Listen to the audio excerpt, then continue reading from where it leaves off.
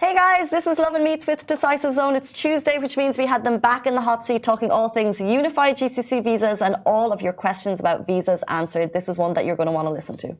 And so don't forget to subscribe to the Lovin Meets podcast wherever you get your podcast from, and enjoy. Hey guys, welcome back to the Lovin Dubai show. Today we're digging deep into UAE visa regulations, the unified GCC tourist visa, and also answering all the questions you have about visas in the UAE with the experts from Decisive Zone. Guys, welcome to the show. Thank you so much for being here. Thank you. Happy to be here again. So, visa, hot topic in the UAE as always, and the updates are always changing. Is there any recent updates that we as an audience should be aware of? So as of the conversation from last week, a bit has changed. They've sort of made life a bit more easier. So in case you want to travel across the GCC, you could just get one unified tourist visa and you can travel across the GCC sort of, a lot easier now as compared to before. Let's go deeper into that. So this is a unified GCC visa. I've seen a lot of headlines about it, but I don't fully understand it. So would you mind kind of explaining it in a bit more detail? Exactly. So this unified visa will help you to travel 6 GCC nations with just one visa. So you talk about Oman, Saudi, Qatar, Bahrain, UAE, obviously. So all these countries you can travel with one visa. This must be such a relief for people. Like, what great news. What are the requirements? What are the regulations? Who can get it and who can't? Requirement and regulations, like we always say, there's a spectrum of obviously paperwork and things that may be required, but obviously working professionals, there's people of a certain position in their employment, etc. So if you do meet those requirements, it used to be a case where for certain passport holders, if you had any visa status on your current, let's say UAE visa, if it was meant to be like an executive or somewhere along those lines, you wouldn't be able to get a visa on arrival in some of the GCC countries.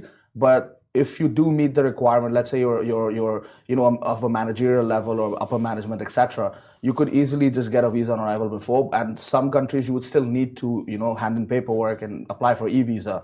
So now if you do have that upper management level employment status in your visa of the UAE, you can travel freely across. Well, first of all, what if you don't have that upper level employment status? And then also, how does it work? So I can apply online and I'll be given this unified visa. That means it will count as visa on arrival whenever I go to these countries. Yeah, essentially, that's what it boils down to, yeah. And people will always ask, well, first of all, how long will it be valid for? And what is the pricing involved? So the validity, when you talk about that, you have two options, okay? One being the 30 days, another one being the 90 days. And as usual, you can apply it online. And how much would it cost me? This is a question everyone asks with every single visa that comes through. People are like, how much will it cost? Especially people, with families, they're traveling. Yeah. It's important to factor in the cost before they look to plan their vacations. I mean, in terms of pricing, like I say, because there's so many different kinds of requirements, it is advised to come and chat to us so we can understand what your requirements are, and then we can get you the right price for it. And what about I apply with you? Is there like a follow-up? How do I check the status of my visa? Sometimes we submit these forms and then you hear nothing back. Is there a way to check the status of these applications? So with Decisive, obviously, we do assign a dedicated account manager to your application or whatever paperwork you submit. So you do have one POC, a point of contact. You do have one point of contact throughout your entire process. So it does streamline the process. You don't have to go up to different authorities, send emails, live chat, calls, all of that. You don't need to do any of that. So you just have one point of contact who sort of takes you through the entire process. And let's do a shock horror scenario. So I've booked my flights. My family and I, we're all off. As part of I'm a UAE citizen and I'm going for the GCC unified tourist visa. Yeah. And then my visa gets denied, which can happen. What would happen if the visa is denied? What are the steps forward after that? Can I reapply? Yeah, I mean, you can go ahead and reapply. It's just the fact that I would still advise don't book your tickets till you get your visa, right? Fair enough. Don't count your chickens before they hatch. Come on now, oldest trick in the book. So I mean, yeah, that's one of them situations, right? You don't just book tickets and because it could end up being a case where you're so confident in the fact that you meet the requirements, but the government may have other ideas and. the government's not to be, taken lightly. If they say no, that's it. You'll have to take a flight back and see Saudi or see Qatar from outside, and then it was nice. Okay, very logical advice. Do not book your flights until you've got your visa sorted. I arrive in the country. Are there overstay fines associated with these visas? So with residency visas, we're very clear on the overstay fines.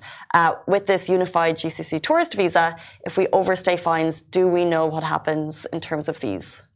In terms of a sort of dirham amount to it, it does depend on what visa you did apply for. Let's say you have a 30-day visa or a 90-day visa. It does depend on what visa you did apply for. So there are fines associated to it. So it's within a range that, I don't want to scare people off, but it does exist.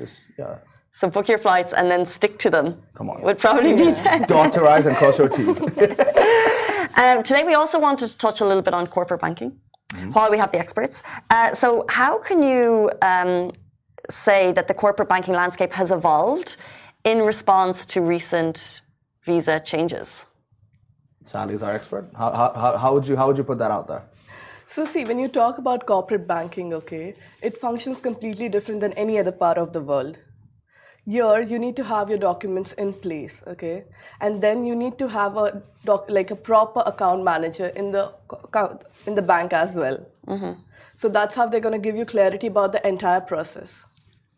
And to get visas, has the visa system evolved for people in the corporate world? Like, how has the visa landscape changed in the last 5 years, maybe? Visa landscape, when we talk about visa, there are multiple forms of visa in UAE, right? One being the tourist visa, one being the investor visa, another we have a golden visa. And when we specifically talk about this golden visa, we have a vast scope, one being on the property, another one being on your talent, and third being on the investment that you make in the country. So when we talk about visa, it's very diverse. It is extremely diverse, and that's why whenever we talk about it, we get so many questions from the audience. So forgive me if these are kind of random, but this is what has come through with the public in the last couple of days. Bring them on. So what happens if my visa expires while I'm still in the UAE, work, residence, or other? It depends on how long it's been since it's been expired. So if we're talking about, you usually have about 30 days until you have to reapply. And situate yourself in that manner. Obviously if you delay it over 30 days, then there are fines like we've been discussing, and those sort of things apply. But if you're still in the country, you have about a 30-day grace period to situate your visa. Yeah. Okay. And I have the golden visa. Can my wife also have it? Yeah, why not? See, if you have a golden visa, you can get it for all your family. So when I say family, it would be your husband, your kids, your father, your mother. You can, and again, you can give it to your maid also. Wow. And when I talk about the maids that you have, it's unlimited visas that you can give. But that doesn't mean that you're going to give hundreds of visas. But is there a cost attached with those extra visas? Yeah, definitely. There is cost for it. There is a nominal cost for it. Okay. Can I apply for a golden visa if I don't have a degree but my salary is over 30,000? Yeah, if your like I said, designation is of a certain level. If you have been receiving your salary into your UAE bank account for over 6 months, and it does state as per your employment contract being over 30,000 dirham, you can potentially go ahead and apply for a golden visa. This actually ties into the next question. So, for example, some people get employment for different places. So, if the salary of 30,000 adds up, however, it's coming from different places, but there's clearly maybe like 2 or 3 salaries per month coming through, but it's coming from different directions. Would you still be eligible? Would you be able to get the golden visa? See, in that case, the basic salary has to be 30,000 and it has to come from one place.